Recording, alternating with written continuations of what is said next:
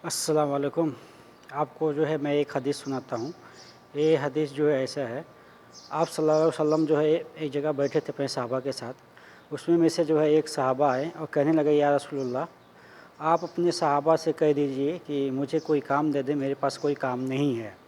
आप सल्लल्लाहु अलैहि वसल्लम फरमाते हैं कि क्या तुम्हारी शादी हो गई है?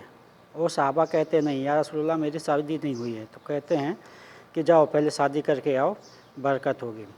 तो वो सहाबा जो जाते हैं, एक शादी करते हैं, एक शादी कर लेते हैं, उसके बाद 15 दिन के बाद आते हैं, कहते हैं या रसूलुल्लाह, पहले मैं एक रोटी मिलता था खाने के लिए, अब तो एक शादी कर लिया हूँ, उसमें से मेरी बीवी आ गई है, अब तो आधी मिलती है और भी परेशान हूँ।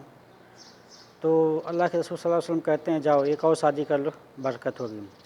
जाते हैं, उसके बाद जो एक और शादी कर लेते हैं, फिर 15 दिन एक हफ़्ता बाद आते हैं, कहते हैं या रसूलुल्लाह, आपने कहा एक शादी कर लो, एक शादी और मैंने कर लिया है। पहले जो है एक रोटी मिलता था, अकेला था, एक रोटी मिलता था तो खा लेता था, उसके बाद एक शादी कर लिया तो आधी मिलती रही थी, अब एक और शादी कर लिया, यानी दो बीवियाँ हो गई हैं। जो पहले एक मिलता था, एक शादी कर लिया था, आधा मिलता था, अब जो है दो बीवियाँ हो गई हैं, अब आधा भी नहीं मिलता है, खाने के वाले हो गए हैं, अब क्या करूं?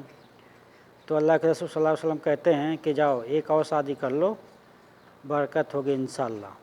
कहते हैं लास्ट में एक और शादी कर लो, जाओ इंशाअल्लाह बरकत होगी। और साहबी इतने में बोल पाते हैं बस चौथा शादी करने के लिए मत भूलिएगा। तो कहते हैं नहीं, जाओ एक और शादी कर लो, इंशाअल्लाह आपकी जो है बरकत होगी।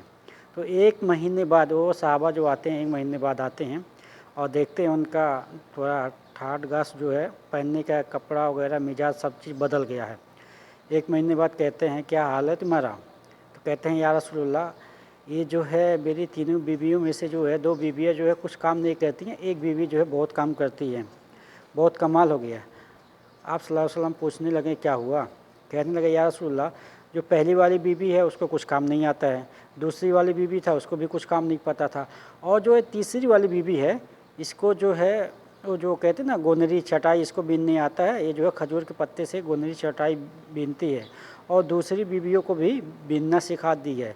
तो इसके वजह से जो है एक दिरहम एक चटाई का मिल जाता है। तीनों बीवियाँ जो है दिन भर में 3 ठो बीन देती हैं, 2 ठो में जो है हम लोग का खर्चा हो जाता है, खाने पीने का जो है सब कुछ हो जाता है, तब भी जो है 2 दिरहम बच जाता है।